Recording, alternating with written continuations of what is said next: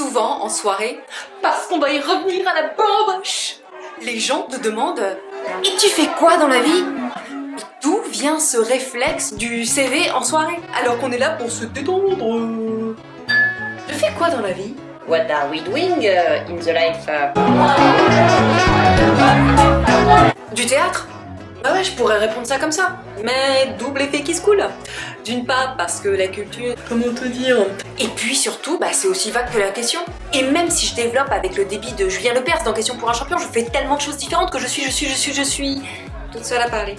L'autre a lâché l'affaire en cours de route. Alors j'esquive, bouclier magique, du théâtre. Et toi?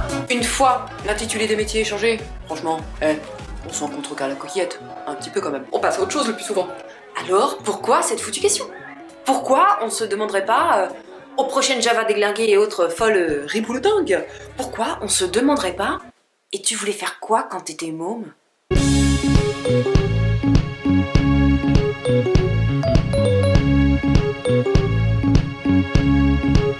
Quand je serai grande, je serai Sainte Pauline. Sainte non par mysticisme ou peur de crever dans l'oubli. Sainte par souci d'hygiène. Toute pitchoulette, j'avais déjà prévu de me faire incinérer. Ouais, il valait mieux une urne bien propre que de la chair pourrie, grouillant d'insectes nécrophages, mixée à la décomposition des habits du dimanche et au revêtement intérieur en satin 100% synthétique du cercueil. Morte oui, mais propre et sans bavure. Et une sainte, top du top, c'est jamais cradoc. Sainte donc. En plus, niveau ambition professionnelle, je trouvais que c'était un job plutôt bien auréolé. Et puis j'étais convaincue d'avoir vu Saint-Paul, Saint-Paulin dans le calendrier, mais pas de Sainte-Pauline. Hein? Non mais attends, Donc au nom de toutes les Paulines passées et à venir, il fallait ajouter cette pierre féminine à l'édifice grégorien et combler ce vide existentiel.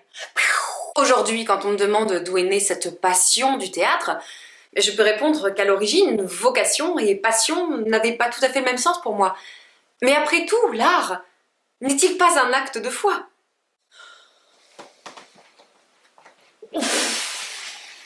Et puis un jour, parmi mes 7 ans, ma mère m'a emmenée dans un de ces vieux cinémas du quartier latin, voir La Nuit du Chasseur.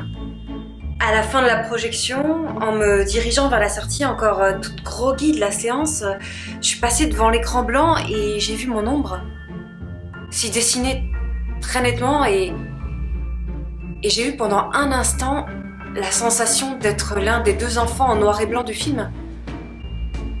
De là est sans doute né le « et pourquoi pas ?» Puis j'ai voulu être chauffeuse de taxi et archéologue, et aujourd'hui me voilà. D'après l'une de mes psys, j'avais des choses à dire, hein. Et besoin d'être entendue. Et quand on est sur scène, les gens vous écoutent, Pauline. Un peu comme maintenant. Alors, en attendant le retour de la scène et puis de la bamboche, merci.